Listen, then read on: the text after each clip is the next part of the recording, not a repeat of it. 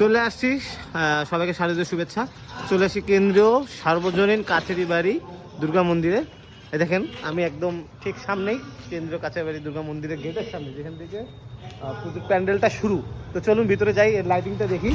তো এই যে লাইটিংয়ের মডেলটা আমার খুব ভালো লাগছে, আর বিশেষ করে একটা দীর্ঘ লেন তৈরি করছে আর কি।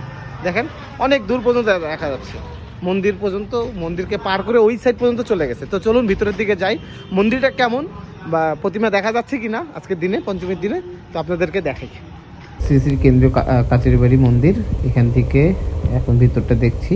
আর আশেপাশের লাইটিংটা খুব ভালো করেছে তারা। এবং ভিতরে ঢুকে ধর্মসভার আয়োজন ছিল, তো ধর্মসভার আয়োজন চলছিল। এবং পাশে এই যে দেখেন, এই যে গেটটা, অনেক লাইটিংটা অনেক সুন্দর হয়েছে, সব মিলায় ভালো ছিল।